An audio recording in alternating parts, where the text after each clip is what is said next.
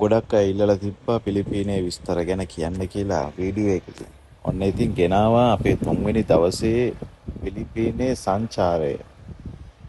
අපි අද යන්න හිතාගෙන හිටියේ පිලිපීන් වල තියෙන චයිනා ටවුන් එක පොඩ්ඩක් බලන්න. ඇත්තටම චයිනා ටවුන් එක ගොඩක්ම සමානයි ලංකාවේ පිටකොටුව වගේ තමයි ඒක. ඉතින් ඔය තියෙන ජාතික වීරයෙක්ගේ තිල්ලුවක්. ඔන්න ඉතින් අපි ඒකත් පාස් කරගෙන චයිනා ටවුන් එකට ආවා. මේක වටේ කැරක් කැරකිද්දී හරි අපූර්ව දෙයක් දැක්කා. බලන්නකෝ ඕගොල්ලන්ටත් දැකලා පුරුදුයිද කියලා. මේ තියෙන ඉතින් ලංකාවේ ටුක් ටුක් නේද? ත්‍රිවිලොත් මෙහෙ තියෙනවා.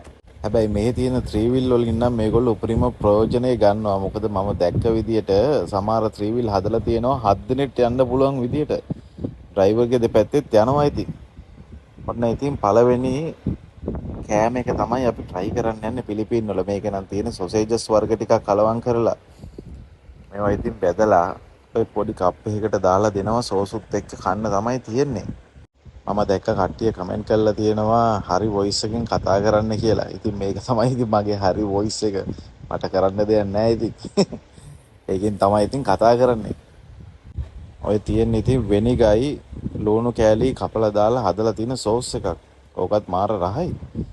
මේ තියෙන්නේ ස්ක්විඩ් බෝල් කියලා තමයි මේකට කියන්නේ ওই කහ පාට එකට. ඔය පිලිපීන් වල නම් ඉතින් සෝයා සෝස් වෙනිගර් වගේ දේවල් විනාකිරි වගේ දේවල් ඉතින් වරදින්නෙම නැහැ. අපේ ශානට නම් ඉතින් සොසේජස් කියන්නේ ඉතින් මසුරන් තමයි. හම්බුන ඉතින් ආයේ ඉතින් මග අරින්නේ නැහැ කොහොමත්ම. පොඩ්ඩයි ඉතින් බලන් ඉන්නව ඇරෙන්න කරන්න දෙයක් නැහැ. ඉතින් අපි කන දිහා බලන් ඉන්න එක තමයි මෙයාගේ වැඩේ. ඔන්න ඉතින් මමත් try කරා ස්ක්විඩ් බෝල් එකක්. ඇත්තටම හරි රහයි. ඊට පස්සේ ඉතින් අපි ගත්තේ ස්වීට් මෙලන් ජූස් එකක්. මං ඉතින් ඔය මුදලාලි මාත්‍යත් එක්කත් පොඩ්ඩක් කතා කරා. බැලින්නම් අවුරුදු 18ක පොඩි මල්ලි කෙනෙක්නේ. ජීවිතේ ජය ගන්න ඉතින් මේ වගේ කරන දේවල් අගය කරන්න ඕනේ අනිවාර්යෙන්ම.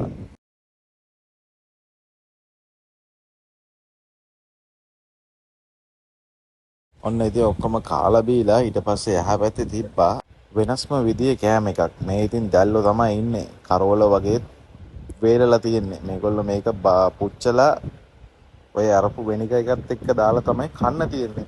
ඉතින් හැම එකක්ම try කරලා බැලුවා. මොකද හැම දෙයක්ම අලුත් අත්දැකීමක් හින්දා. ඇත්තටම රහයි ඒකත්. ඉතින් රටින් රටට භාෂාව වගේම කෑම වර්ගත් වෙනස් වෙනවා. අපේ ලංකාවේ තියෙන කුළු බඩුත් එක්ක වෙන කිසිම දෙයක් සංසන්දනය කරන්න බෑ. මොකද ඒ තියෙන රස වෙන රටවල් වල ඒ විදිහටම ගන්න බෑ. නමුත් ඒ රටවල් වලට ආවේනික වෙච්ච විදිහට ඒගොල්ලෝ කෑම බීම හදන හින්දා ඉතින් ඒව try කරලා බලලා තියෙන අත්දැකීම ගන්න තමයි තියෙන්නේ.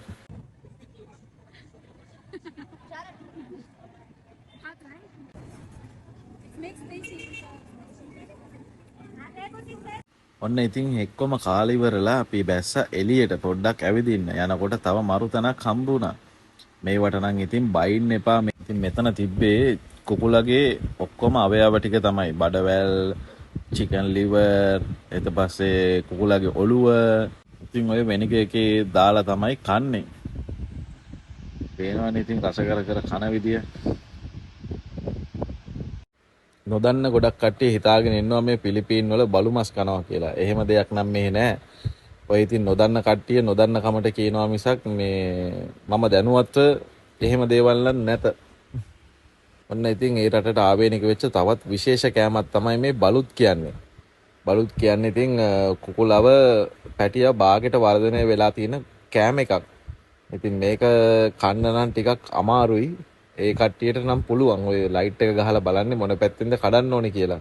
ඉතින් ඔන්න ඔය අකයට සුද්ධ කරගත්තම මේ බලුත් එක ඇවිල්ලා ගොඩක් හයි ප්‍රෝටීන් ආහාරයක් තමයි බලුත් කියන්නේ. ඒ ගත් එක ඇතුලේ නම් පැටිය නෑ. මේක මෝරලා විතරයි තියෙන්නේ. තාම පැටිය වර්ධනය වෙලා නෑ හරියටම. ලෝකේ සමහරක් ඒවා තියෙනවා. ඒව නම් දවස් 17ක වගේ පැටියෙක් ඉන්නවා. ඒක ඉතින් එයාලට නිකම්ම කන්න බෑ. ඔක වෙනික දාලා එතකොට ඔය ස්පයිසි සෝස් දාලා තමයි කන්නේ.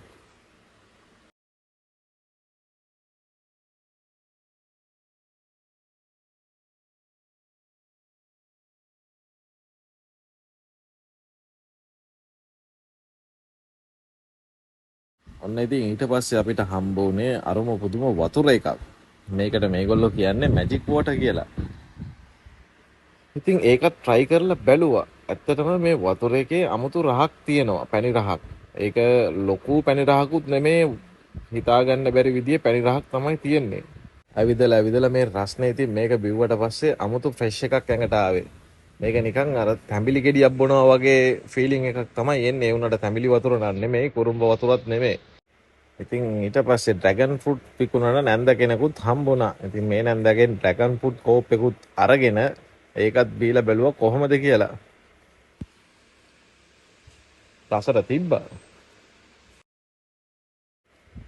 බඩේ ඉඩක් නෑ මේ මෙච්චර කන්න බොන්න ගත්තට බඩේ ඉඩක් නෑ. ඒ තරමට කෑම බීම වැඩි. දැන් මේ හැමදේම අලුත් හින්දා දකින හැම එකක්ම අරගෙන ඉතින් try කරා. ඔන්න ඉතින් ඒක try කරලා ඉස්සරහට යනකොට ඔක්කඩයක් දාගෙන ඉන්න මල්ලි කෙනෙක් හම්බුණා. ඉතින් එයාගෙන් ඔක් ජූස් එකකුත් අරගෙන ඒකත් ඉතින් try කරා. පේනවනේ ඉතින් ඔක් ජූස් බොන්න ඉන්න කට්ටියගේ තරම. බලන්න කොහොමද කියලා. සුපිරි ෆ්‍රෙෂ් බඩු තමයි ඉතින් මෙව්ව මේ පේනවනේ. වීඩියෝ එක කරන්න හින්දා කප් එක අතර ගත්තාම අයියා බය වෙලා සල්ලි ගෙවන්න නැතුව මාරු වෙයි කියලා. ඊට පස්සේ ඉතින් එයා කිව්වා මල්ලි මුලින්ම සල්ලි ගෙවලා ඔන්න ඔය පැත්තකට ගිහිල්ලා ඕන වීඩියෝ එකක් කරගන්න කියලා. ඔන්න ඉතින් ස්ක්විඩ් ගේම් එකත් මතක් වුණා මේක දැක්කට පස්සේ. මං හිතුවා ඇත්තටම ලංකාවේ ඇන්ටි කෙනෙක් දොදල් කඩයක් දාලා තිනවා කියලා. බලන්නකෝ තියෙන අයිටම් නිකන් සමානයි නේ. ඉතින් මේගොල්ලන්ට ආවේනික වෙච්ච රස කැවිලි වර්ග තමයි ඔය තියෙන්නේ. මේ හැම කඩේකම වගේ මිනිස්සු පුදුම විදියට පිරීලා බඩු ගන්නවා. තනිකරම මට මතක් වුණේ පිටකොටුවම තමයි මතක් වුණේ. හැබැයි ඉතින් ලංකාව වගේ නෑ. මේ සම්පූර්ණයෙන්ම වෙනස්. පේනවනේ ඉතින් අතින් කටින් එල්ලගෙන තවත් ඉඩක් නෑ. තවත් හොයනවා මොනවාද ගන්න කියලා. අන්න දන්න අය පුළුවන් නම් කමෙන්ට් එකක් දාන්න මේ මොනවාද කියලා.